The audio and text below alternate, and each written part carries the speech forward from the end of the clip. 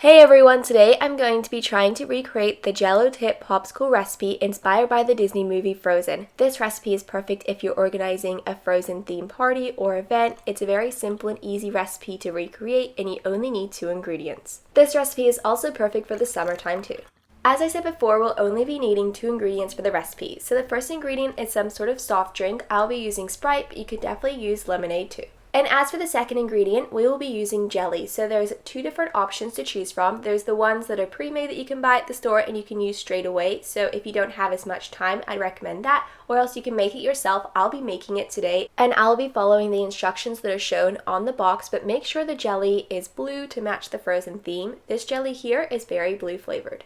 And here we have all of the utensils and items for the recipe. So first off, for the jelly, I have a mixing bowl and something to mix the jelly substance with. But if you're buying pre-made jelly, you won't need to worry about that. And here we have some icy pole holders on the other side. You can see the lid does remove at the top, so we're able to add in the ingredients like so.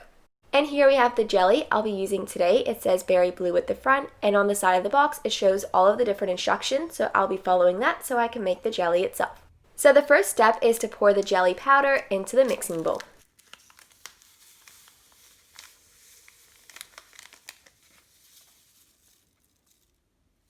And then I'll be following the recipe on the jelly box. So it says to add 250 ml of boiling water and 200 ml of cold water.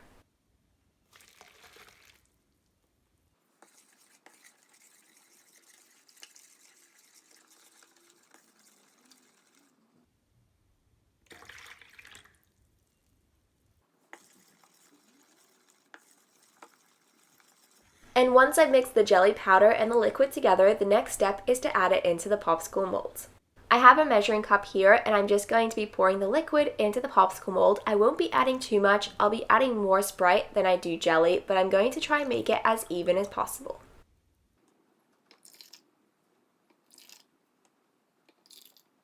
And here we have the popsicle molds with the jelly liquid. I'm going to be adding it to the freezer now until it freezes so I can add the Sprite on top of it. And as for the rest of the jelly, I'm going to be adding it to the fridge so we have a second dessert. So now the next step is to add the popsicle molds into the freezer. So we have quite a bit of space there, so they should be able to fit, and I'll just keep checking on them until they've completely frozen over. It has been a few hours now and the jelly has completely frozen over, so now it's time to add the Sprite.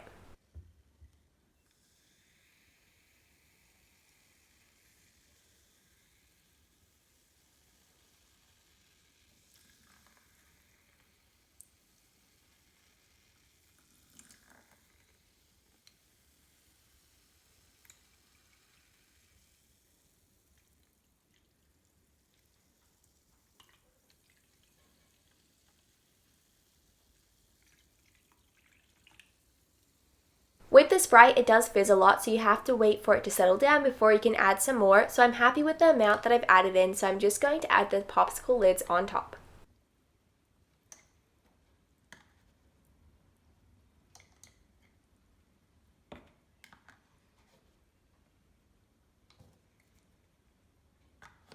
And now that the popsicle lids have been added onto the molds itself, it's time to place it back into the freezer, and this will take a few hours again to make sure the Sprite is completely frozen. This process will definitely take quite a few hours for the Sprite to freeze over, so I'll just keep checking on them until they're completely frozen.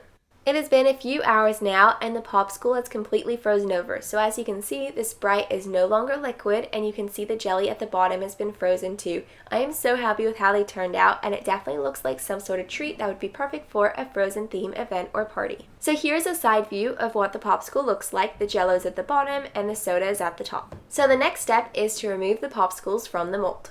I have removed the popsicles from the mold and I've just placed them down on a plate for now, and as for the rest of the jelly I didn't use for the popsicles, I just placed that in the fridge and that became normal jelly, so I've placed that on the plate as well. I think it's so great how you have leftover jelly so you have a second treat for the event or party. Overall, I would definitely have to say this recipe was very easy to follow along and it was so great how you only needed 2 ingredients. Adding the blue jello to the popsicle definitely makes this recipe very unique and different rather than just having classic popsicles. So I hope this recipe helped you out, and let me know in the comment section if you end up trying to recreate the recipe. So thanks for watching.